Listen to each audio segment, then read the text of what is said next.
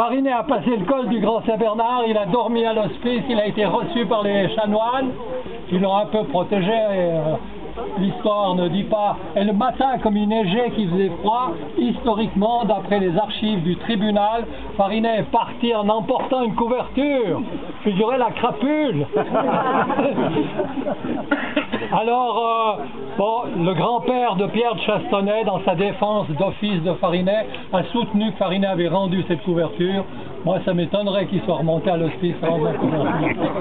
Enfin, aujourd'hui, on a trouvé dans le vieux village de Saillon, en bas chez Philomène, on a retrouvé une toute vieille couverture. Qui vous dit que ce n'est pas la couverture que Farinet avait volée?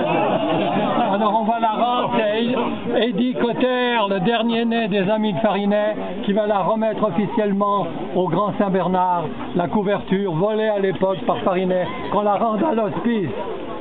Tu peux la déplier, qu'on la voie bien. Ouais, ouais. Il y a peut-être des pièces dedans encore. Ah, il y a une souris. C'est-à-dire qu'il y a des initiales. Ah, il y a des initiales. 1939. Elle a fait la guerre. Elle a fait la guerre. Alors on la rend symboliquement aux chanoines du Grand Saint-Bernard. Une couverture qui a été retrouvée dans le vieux Saillon. Alors merci beaucoup. Merci infiniment du geste. Il y a beaucoup de réalités qui ont des valeurs symboliques beaucoup plus fortes que valeurs matérielles, n'est-ce pas? Matérielles. Farinet connaissait, malgré ce qu'on en pense, il connaissait très bien la loi, n'est-ce pas? Oui, oui. C'est comme ça qu'il peut l'enfreindre. Oui. Il savait où étaient les limites. Il savait où étaient les limites. Et notamment, il connaissait très bien la loi de la première alliance. Farinet avait une âme religieuse. Alors, en mémoire et en souvenir de cette personnalité, je propose que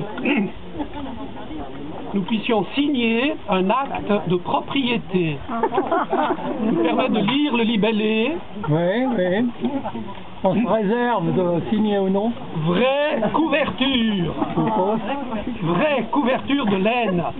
Volée à l'hospice du Grand Saint-Bernard en 1878 par Joseph Samuel de la Vallée d'Ost, et qui contribua à faire de l'emprunteur Farinet un vrai homme de légende. Ses amis remettent le 6 juin 2010 le gage ainsi emprunté à son propriétaire.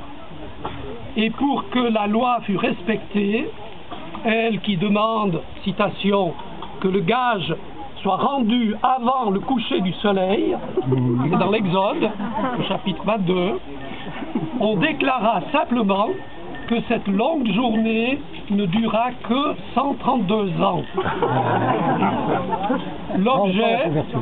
L'objet, aujourd'hui restitué, a pris le temps de devenir tout un symbole. Il évoque le pauvre de partout et d'aujourd'hui qui n'a pas d'autre manteau pour se couvrir dans lequel il puisse se coucher. C'est toujours la loi de l'Exode, n'est-ce pas? Pour garder vif ce souvenir au cœur du plus grand nombre, le propriétaire légitime renonce en faveur des amis de Farinet à tout acte de propriété sur cette relique.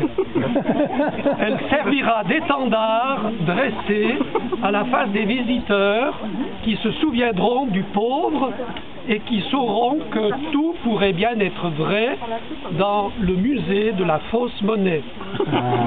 Saillon, 6 juin 2010, le propriétaire, au nom de la congrégation des chanoines du Grand Saint-Bernard, le prévôt Jean-Marie Levet, l'atteste au nom du Parlement valaisan, le président du Grand Conseil, Jean-François Kopp.